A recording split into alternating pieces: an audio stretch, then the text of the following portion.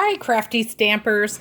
I'm going to have a Monday night showcase for you of a little tip. Now, remember when you guys watched the video of the Christmas Santa and how I did some embossing with a die? Tonight, I'm going to show you guys how to do some embossing with some stencils. Now, this is a great idea because stencils are getting pretty expensive. Like, you know, I got these at the dollar store. And this is one that you guys have in your stack. And I think some other people have this one too in their stack. And remember when I did the tutorial and showed you guys how to get a silicone rubber and the impression pad for these? I'm going to show you how I do this with stencils. So first of all, I'll show you how beautiful they are. See, this is the heart one, and it actually embosses it. And this is actually from a stencil. And this is the butterfly, and it's from the stencil.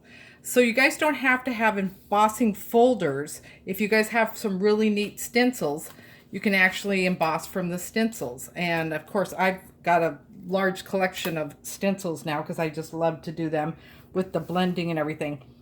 So it depends on what kind of machine you guys have, but I have the Sizzix Big Shot, the one that hat Stampin' app came with a long time ago. So there are different levels that you have to do. So on mine, I take away the two. So I have the one down here. I have my regular bottom clear tray, I should say. Then I actually put down the silicone rubber mat. And what I go ahead and do is I put down the card that I want to go ahead and emboss, the piece of paper. Then I go ahead and put my stencil down. Most stencils, you just have to remember your stencil has to be 6 inches. And the ones I'm finding are 6 inches. I am not, you know, there are some big ones that are used for like stenciling on walls and stuff. And of course, unless you cut them, you can't use them. But a lot of the ones from dollar store are all 6 inches, so you can use these ones. But you can cut down the stencils if you want to. So what I went ahead and did is I put this on here, just kind of put how you want to straighten the stencil and do it. So this comes up like this. And then I'm going to go ahead and put the impression pad down. Now remember I told you this is a different kind of pad than the regular clear pads that we use when we actually die cut and stuff. This is a special one that you have to buy. And so I'll go ahead and I'll put it through my die cutting machine.